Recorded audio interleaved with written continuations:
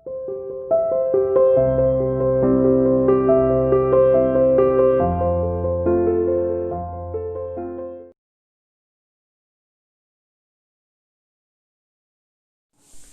morning, students. Welcome our Sierra International online classes. Students, today we are taking the topic of the word from your grammar portion, grammar book. In previous video we have read the 10th chapter, right? 10th पढ़ चुके हैं इसी previous की video में हम previous chapter में. तो आज मैं यहाँ पर हमारा एक वर्ड टॉपिक ले रहे हैं. वर्ब क्या होती है? Verb is an action word. किसी भी सेंटेंस में वर्ब से हमें क्या पता लगता है? वर्ब से हमें उसका एक्शन पता लगता है कि उस सेंटेंस में काम क्या हो रहा है. कोई भी काम बेटा, हंसना, रोना, बैठना, उठना, चलना, हर एक टाइम में, हर एक सेकंड में हम कोई ना कोई काम कर रहे हैं. हम सो भी रहे हैं तो वो भी एक काम है. चुप है, साइलेंट है, शांत है, कि वो भी एक काम है हमारा. हर एक सेकंड में हम कोई ना कोई अपना वर्क कर रहे हैं, कोई ना कोई काम हमारे दिमाग में होता है, कोई ना कोई काम उस टाइम हम प्रेजेंटली कर रहे होते हैं. इस टाइम हम क्या कर रहे हैं? आप लोग वॉच देख रहे हैं और आई एम टीचिंग में पढ़ा रही हूँ, राइट? तो हर वक्त कोई ना कोई काम हमारे साथ में चल रहा है. हर एक सेंटेंस में कोई ना कोई काम आपके होता है. कोई भी सेंटेंस बेटा विदाउट सब्जेक्ट या विदाउट वर्ब आपका कोई भी सेंटेंस बन नहीं सकता है. हमारे सेंटेंस में हमारे पास तीन चीजें होती है. एक होता है हमारा सब्जेक्ट,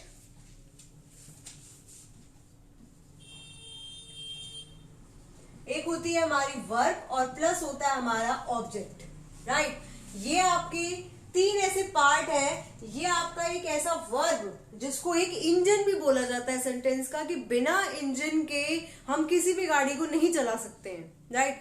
अगर हमें गाड़ी चलानी है, इवन कोई भी चीज हमें चलानी है, स्कूटर भी हमें चलाना है, स्कूटी चलानी है, एरोप्लेन चलाना है, ट्रेन चलानी है, कोई भी ट्रक, कोई भी बड़ी चीज, कुछ भी हमें चलाना है, हर एक चीज में हमें इंजन चाहिए, ठीक है? बिना इंजन के कोई भी गाड़ी नहीं चलती. सिर्फ ठीक उसी तरीके से है कि बिना आपकी वर्ब के कोई भी सेंटेंस नहीं चल सकता. Verb is compulsory, very important part of a sentence, ठीक है? Verb which shows the action or state of being, which shows the action. Clear हो गया? एक्शन मीन्स हमारा जो मेन वर्ब है, हमारा जो काम है, जो हर वक्त हम कोई ना कोई कर रहे हैं, वो हमारा एक्शन है. नेक्स्ट है हमारा और state of being. State of being means या तो एक सेंटेंस में वर्ब हमें कोई काम बता रही है डायरेक्ट कि ये काम हो रहा है, और काम नहीं होकर तो हमें एक स्टेट ऑफ बीइंग यानी कि उस काम के होने का पता चल रहा है हमें कि वो काम कितना हुआ है, वो काम हमारा कितना हुआ है. अब मैंने यहाँ पे बोला, एक सेंटेंस में यहाँ पे ले लेती हूँ, he is a teacher.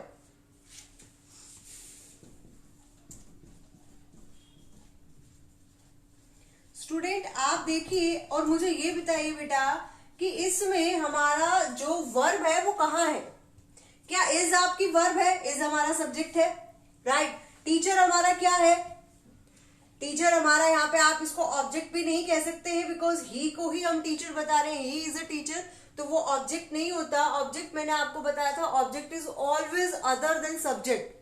Object जो होता है वो हमेशा सब्जेक्ट से अलग होता है, राइट? ऑब्जेक्ट हमेशा सब्जेक्ट से अलग होता है. यहाँ पर जो टीचर है वो ही है.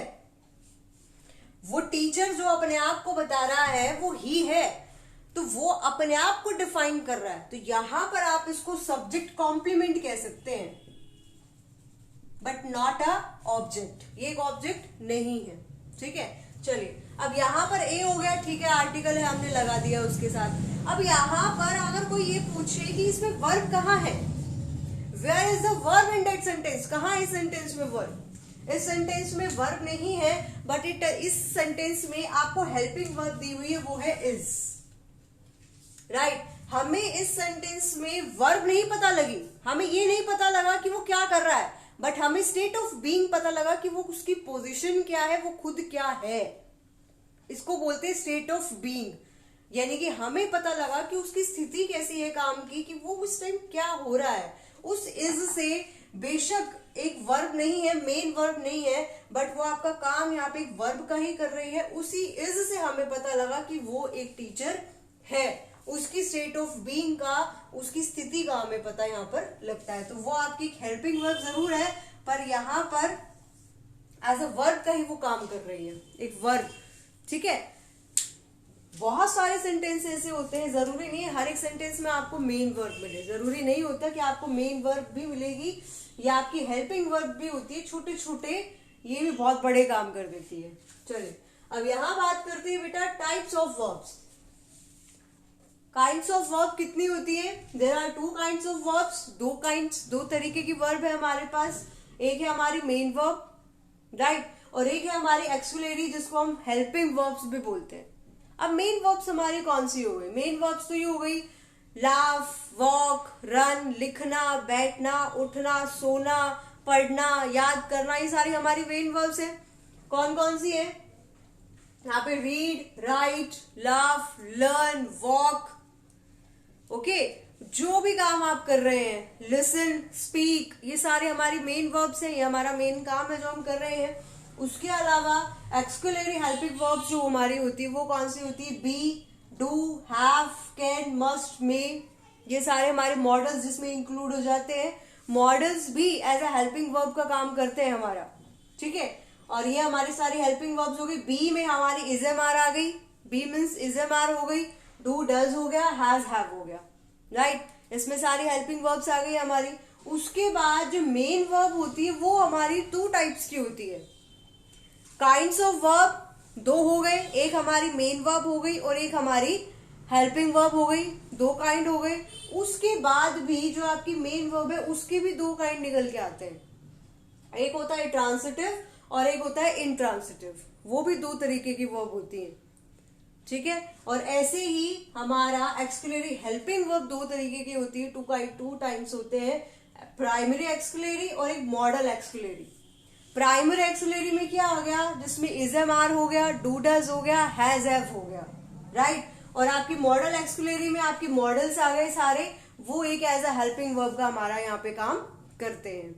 यहां पर अब आपके पास है ट्रांसिटिव और इंट्रांसिटिव, राइट। अब ट्रांसिटिव और इंट्रांसिटिव क्या होता है? ट्रांसिटिव और इंट्रांसिटिव दोनों में डिफरेंस क्या है? सिर्फ एक ही डिफरेंस है, वो है ऑब्जेक्ट का।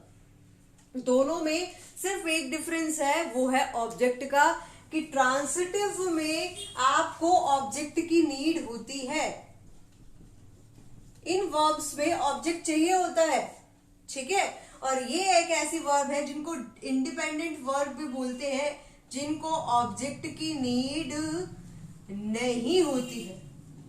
ये इंडिपेंडेंट वर्ब होती है, डिपेंड नहीं है किसी पे, उनको ऑब्जेक्ट की नीड नहीं है। फॉर एग्जाम्पल यहां मैंने बोला चिल्ड्रन लाफ, एग्जाम्पल ले लेते हैं। चलिए पहले इसको रफ कर देते हैं, आई होप ये आपको क्लियर हो गया है।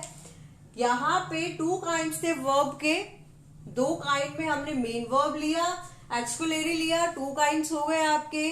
उस मेन वर्ब के टू टाइप्स होते हैं, एक हुआ आपका ट्रांसिटिव और एक हुआ आपका इंट्रांसिटिव। इंट्रांसिटिव जिसमें ऑब्जेक्ट की नीड नहीं होती, और ट्रांसिटिव जिसमें ऑब्जेक्ट की नीड होती है। नेक्स्ट आपका एक्सक्यूलेटरी और हेल्पिंग वर्ब आया। एक्सक्यूलेटरी मीन्स प्राइमरी एक्सक्यूलेटरी जिसमें आपकी is M are, do does, has have आ गया, और आपका मॉडल एक्सक्यूलेटरी जिसमें सारे मॉडल्स आ गए जो एज अ हेल्पिंग वर्ब काम हमारे लिए करते हैं।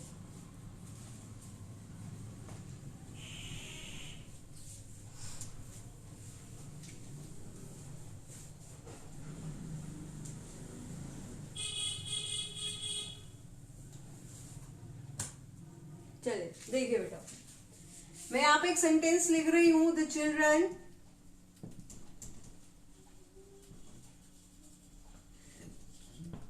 चिल्ड्रन लाफ, बच्चे हंसते हैं।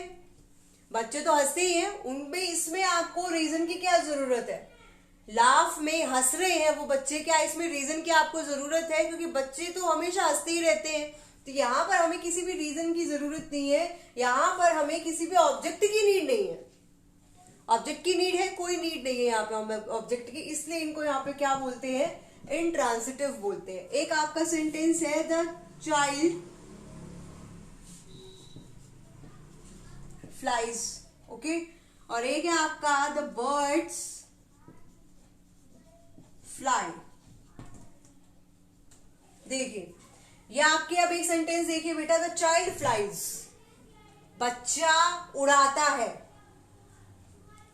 ठीक है, बच्चा उड़ाता है। यहां पर फ्लाई है कि बच्चा क्या उड़ाता है, राइट। यहां पर है द बर्ड्स फ्लाई कि बर्ड्स उड़ते हैं। आप दोनों सेंटेंसेस को अगर रीड करोगे उससे आपको ये पता लगेगा कि पक्षी उड़ते हैं, बर्ड्स फ्लाई।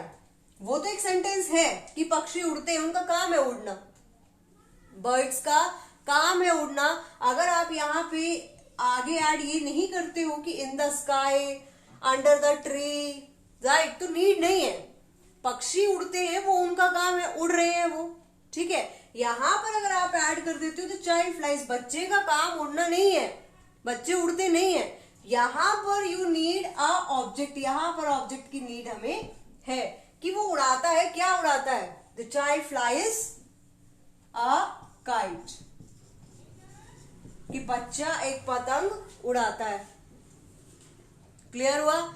जहां पर भी बेटा फ्लाई, यहां भी आपकी फ्लाई वर्ब है और यहां भी आपकी फ्लाई वर्ब है। एक सेंटेंस को जब आप रीड करोगे, उसको समझोगे, तो वहां आपको पता लगेगा कि कौन से सेंटेंस में आगे ऑब्जेक्ट की नीड है और कौन से सेंटेंस में ऑब्जेक्ट की नीड नहीं है। वो बात आपके लिए क्लियर है कि अगर आपको एक सेंटेंस में आपका ऑब्जेक्ट दिया है, ऑब्जेक्ट अगर हमें मिला हुआ है वो आपका ट्रांसिटिव है, और ऑब्जेक्ट हमें अगर हमें नहीं मिला हुआ तो वो हमारा इंट्रांसिटिव है, वो क्लियर है। बट एक ऐसा सेंटेंस है यहाँ पे, द बर्ड्स फ्लाई, यहां पर आपके पास कोई ऑब्जेक्ट नहीं है, यहां पर आपके पास कोई ऑब्जेक्ट नहीं है, ये अपने आप में एक इंडिपेंडेंट वर्ब है फ्लाई, ठीक है। यहाँ पे वो उड़ रहा है बट उसको ऑब्जेक्ट की नीड नहीं है, तो वो क्लियर है कि अगर आपके पास ऑब्जेक्ट है तो वो आपका ट्रांसिटिव है, और नहीं है तो वो आपका इंट्रांसिटिव है। पर वो क्यों नहीं होता, वो इस तरीके की सेंटेंसेस भी आते हैं आपके पास, ठीक है। चलिए इसके बाद बेटे आपका जब ऑब्जेक्ट की बात हो रही है यहाँ पे, तो ऑब्जेक्ट को मैं यहाँ पे 2 मिनट के लिए ले लेती हूँ। ऑब्जेक्ट जो आपके 2 टाइप्स के निकलते हैं, object has also 2 types, 2 types हैं आपके ऑब्जेक्ट के, जिसमें 2 टाइप में क्या होता है, एक आपका होता है डायरेक्ट ऑब्जेक्ट और एक होता है आपका इनडायरेक्ट ऑब्जेक्ट, ठीक है। डायरेक्ट ऑब्जेक्ट और इनडायरेक्ट ऑब्जेक्ट में बेटा क्या फर्क है,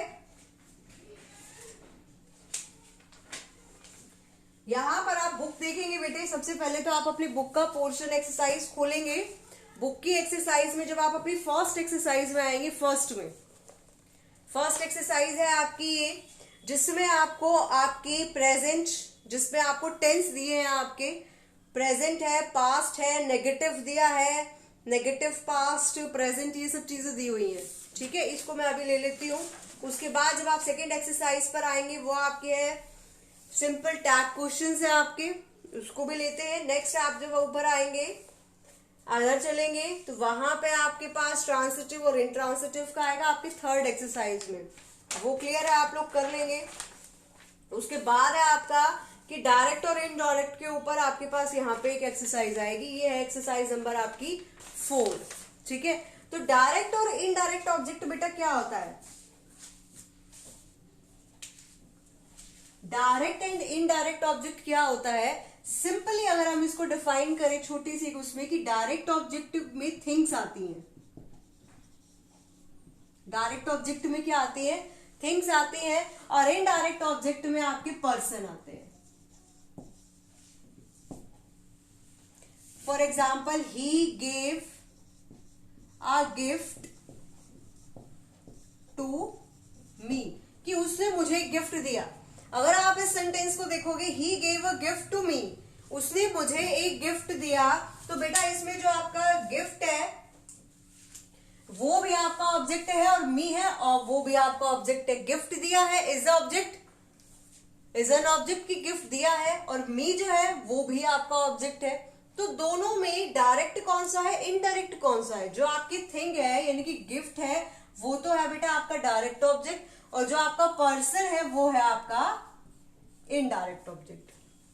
क्लियर, बहुत सिंपल है कि जो भी चीजें आती हैं वो आपकी डायरेक्ट ऑब्जेक्ट है और जो आपके पर्सन्स आते हैं वो आपके इनडायरेक्ट ऑब्जेक्ट है। तो आपकी ये जो एक्सरसाइज है, फोर्थ एक्सरसाइज, जिसमें आपको यही सॉल्व करना है, जिसमें एक सेंटेंस दिया है, he did me a favour. एक आपका सेंटेंस दिया है आपकी बुक में, आपकी एक्सरसाइज का ले रही हूं मैं, she did me a favour. अगर आप इस सेंटेंस को रीड करें, इस एक्सरसाइज में इसकी हेडिंग जब रीड करेंगे तो हेडिंग में लिखा है री right the following sentences by putting the direct object first. यानी कि जो आपका डायरेक्ट ऑब्जेक्ट है उसको पहले रखना है।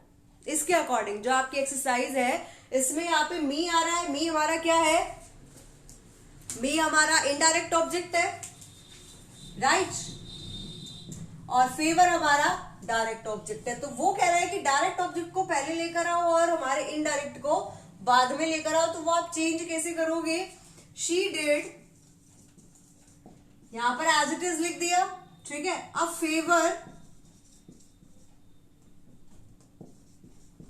टू मी, यहां पर फेवर जो आपका डायरेक्ट ऑब्जेक्ट था पहले आ गया और मी जो आपका इनडायरेक्ट ऑब्जेक्ट था वो बाद में आ गया। क्लियर है? ऐसे ही बाकी सेंटेंसेस में होगा बेटा कि अगर आपको इसको पहले करना है तो किस टाइप से, जैसे नेक्स्ट है you should tell us everything. Next है आपका you should tell us everything.